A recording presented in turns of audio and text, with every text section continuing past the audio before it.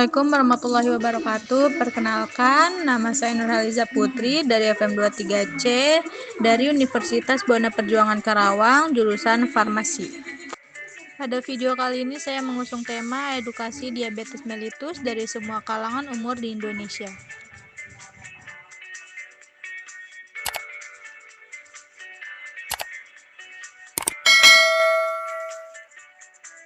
Kasus diabetes mellitus mengalami peningkatan di Indonesia.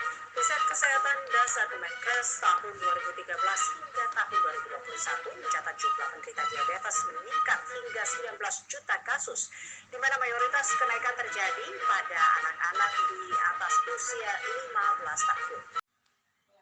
Yang akan dibahas kali ini yaitu mengenai berbagai jenis diabetes, menjelaskan kadar gula darah tinggi, dan menguraikan bagaimana Anda dapat mengelola diabetes Anda. Kita akan mengenal apa sih itu diabetes. Diabetes mellitus atau penyakit kencing manis merupakan penyakit menahun yang dapat diderita seumur hidup. Diabetes mellitus disebabkan oleh gangguan metabolisme yang terjadi pada organ pankreas yang ditandai dengan peningkatan gula darah atau sering disebut dengan kondisi hiperglikemia, yang disebabkan karena menurunnya jumlah insulin dari pankreas. Penyakit DM ini dapat menimbulkan berbagai komplikasi baik makrovaskuler maupun mikrovaskuler. Penyakit DM dapat mengakibatkan gangguan kardiovaskular yang dimana merupakan penyakit yang terbilang cukup serius jika tidak secepatnya diberikan penanganan sehingga mampu meningkatkan penyakit hipertensi dan infark jantung. Glukosa dalam darah meningkat terus nih, waktunya hormon insulin beraksi. Insulin, waktunya action. Siap, bos. Banyak amat glukosanya. Aku harus cepat-cepat ke reseptor insulin. Rame amat. Ada masalah apa, bro? Kami dari tadi di sini nungguin transporter glukosa, tapi belum ada yang datang satu juga. Lah, kok bisa? Bro, kenapa kamu gak berangkat-berangkat sih? Aku capek, bro. Please lah, bro. Kami sel di tubuh butuh banget bantuan kamu untuk ngangkut glukosa. Kalau kamu gak pergi-pergi, nanti aku bisa kekurangan glukosa. Dan glukosa dalam darah bisa ningkat loh. Bahaya banget buat tubuh si bos. Ya ini gara-gara kelakuan si bos sendiri. Suruh siapa banyak makan makanan manis yang banyak mengandung gula. Indonesia menempati peringkat keempat sebagai negara yang paling banyak penyandang diabetes di dunia, setelah Amerika Serikat, China, dan India. Menurut data WHO mencatat bahwa tahun 2000 terdapat 171 juta jiwa penderita diabetes di dunia, dan jumlah ini telah diprediksi meningkat 2 kali lipat menjadi 366 juta di tahun 2030. Apa saja sih tanda dan gejala penyebab diabetes mellitus? Diabetes seringkali disebabkan oleh kombinasi faktor genetik dan gaya hidup yang tidak sehat, seperti pola makan tinggi gula dan lemak, serta kurangnya aktivitas fisik. Selain itu, faktor lingkungan juga berperan penting, termasuk tingkat stres yang tinggi, paparan asap rokok, dan keterbatasan akses terhadap pelayanan kesehatan yang memadai. Faktor lainnya ada juga usia yang semakin tua, indeks massa tubuh yang tinggi atau obesitas, serta tekanan darah tinggi. Dan bisa juga memiliki riwayat keluarga dengan diabetes, rendahnya aktivitas fisik, kadar kolesterol HDL yang rendah, kadar trigliserida yang tinggi. Lalu ada gejalanya, gejala diabetes mellitus seperti poliuri, sering buang air kecil, polidipsi, sering haus, polifagi, cepat lapar, dan penurunan berat badan. Gejalanya kesemutan di kaki, luka sulit sembuh, pada wanita gatal di selangkangan. Apa saja sih jenis-jenis diabetes? Tipe diabetes ada dua, yaitu tipe diabetes 1 dan tipe diabetes 2. Tipe 1 diabetes terjadi karena sistem imun tubuh menyerang dan merusak sel beta di pankreas yang memproduksi insulin, akibatnya tubuh tidak dapat memproduksi insulin sama sekali. Sini mari kita bahas tipe 1 kadar gula darah pada usia anak-anak atau remaja dan harus ditangani dengan suntikan insulin seumur hidup. Tipe 2 diabetes mellitus lebih sering terjadi pada orang dewasa dan lansia, meskipun kini mulai muncul juga pada usia muda akibat gaya hidup tidak sehat, tubuh masih memproduksi insulin namun tidak digunakan secara efektif.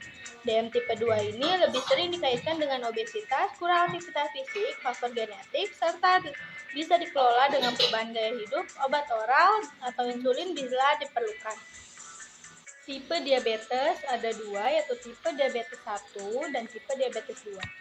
Tipe 1 diabetes terjadi karena sistem imun tubuh menyerang dan merusak sel beta di pankreas yang memproduksi insulin, akibatnya tubuh tidak dapat memproduksi insulin sama sekali.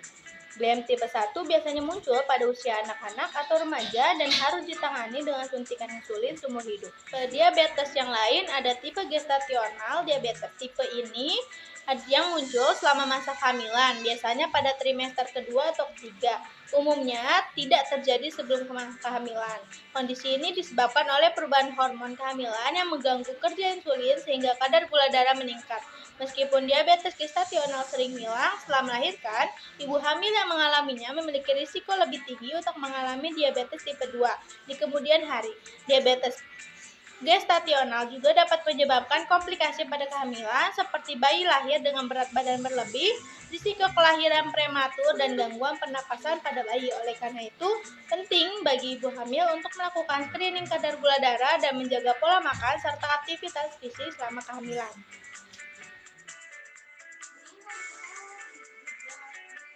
Gula darah tinggi atau dalam istilah medis disebut hiperglikemia adalah kondisi di mana kadar glukosa darah dalam darah melebihi batas normal.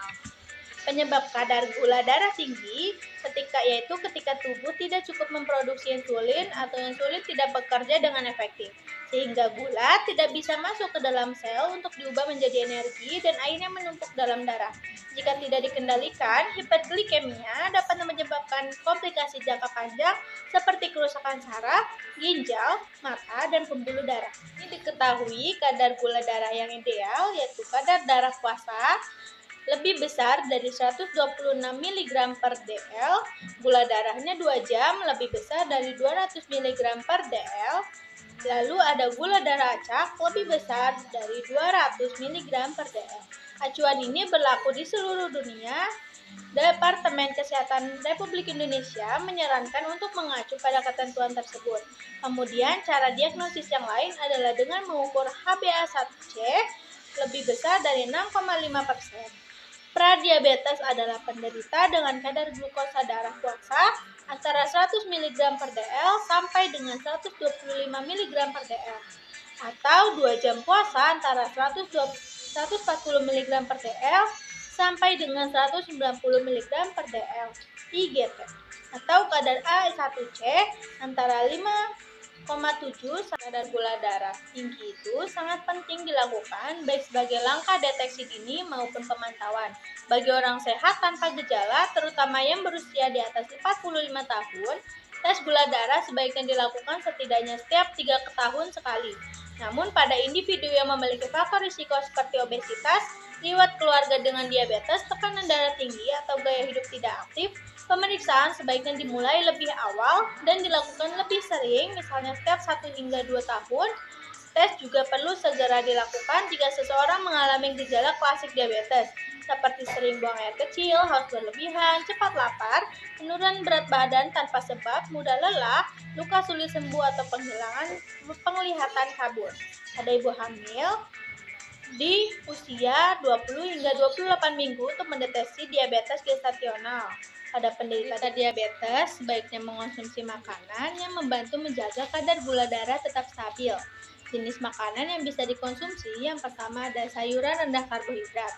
Contohnya seperti brokoli, bayam, buncis, dan kembang kol. Lalu mengonsumsi buah-buahan seperti apel, pir, dan stroberi. Yang ketiga ada sumber karbohidrat. Disarankan karbohidrat kompleks seperti nasi merah, roti gandum, dan oatmeal. Yang keempat ada protein yang rendah lemak seperti ikan, dada ayam tanpa kulit, tahu, tempe, dan telur. Lalu yang kelima ada lemak sehat seperti alpukat, minyak zaitun, kacang-kacangan, biji-bijian. Lalu yang keenam, dianjurkan memilih susu rendah lemak atau susu nabati tanpa pemanis.